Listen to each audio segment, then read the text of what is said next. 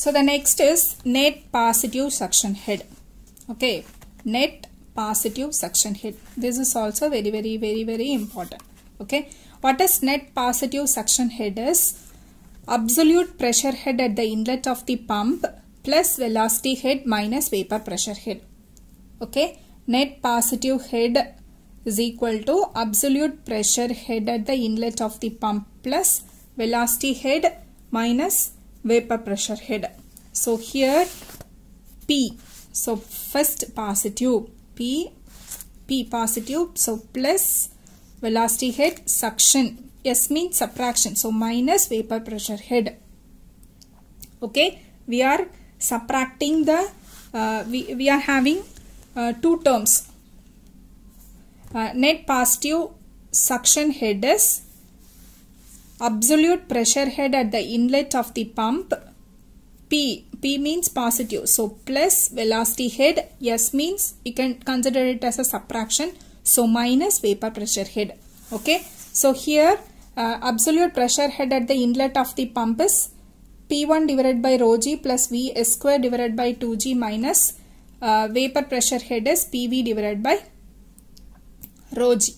So here how did you get this equation is? How did you get this equation is? I'll tell you. So this is the centrifugal pump, this is your delivery pipe, and this is your inlet pipe. Okay, so here it is a sump. Okay, this is your free surface, and at the center of the centrifugal pump to the free water surface, the vertical distances, you all know that will be your H's, suction head. So this is the water is getting into the centrifugal pump with a velocity Vs. We are going to apply the Bernoulli's equation at the section 1 and the free surface. Okay, so here it will be atmospheric pressure. So PA divided by rho g plus VA square divided by 2g plus ZA is equal to, here the pressure head P1 divided by 2g plus V1 square divided by 2g plus Z1 plus HL. Okay, here PA divided by rho g plus VA square divided by 2g will be 0 and ZA will be 0 because this is your datum. So it will be equal to 0 plus P1 square P1 divided by 2g plus here the velocity will be your Vs square divided by 2g plus Hs, the vertical distance, plus head loss due to friction in the suction pipe HFS. Okay, so PA divided by rho g is equal to P1 divided by rho g plus Vs square divided by 2g plus etc. How you can write P1 by rho g is equal to PA, atmospheric pressure head minus of all the terms. So while you are substituting this P1 divided by rho g, this value here, what you will get? PA divided by rho g minus of Vs square divided by 2g. I am removing the bracket, so minus Hs minus HFS plus Vs square divided by 2g minus PV divided by rho g. So this Vs square, it will get cancelled. What you will get? PA by rho g minus Hs minus HFS minus PV by rho g. So we are representing, this is a pressure head. So HA minus Hs minus HFS minus HV. So this is your net positive head.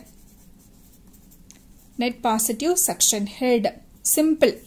Net positive suction head is nothing but absolute pressure. Where? At the inlet. As it is positive P plus here it's your velocity head minus the vapor pressure head. Okay. The next is maximum suction height.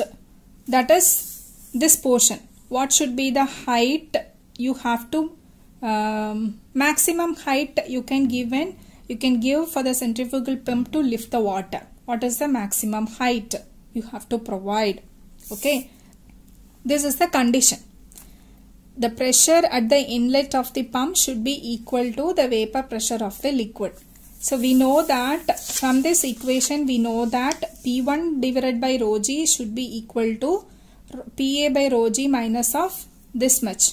So here as per this condition, pressure at the inlet of the pump should be equal to vapor pressure of the liquid, means P1 is equal to PV. Substitute it here. So PV divided by rho G is equal to PA divided by rho G minus of this.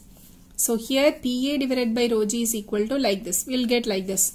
So HA is equal to HV plus Vs square divided by 2G plus HA, HS plus HFS. We need to find out the HS. So HS is equal to HA minus HV minus Vs square divided by 2G minus HFS. So this is your suction height. If the suction height is more than this, so this is your required suction head you have to provide to the centrifugal pump for lifting the water. If the suction height is more than this value, what happens? The vaporization of liquid takes place and thereby cavitation will occur. So this is the limitation of suction height. Okay. So this is the maximum height you have to provide. How to find that value? By using this formula. HS is equal to. Clear?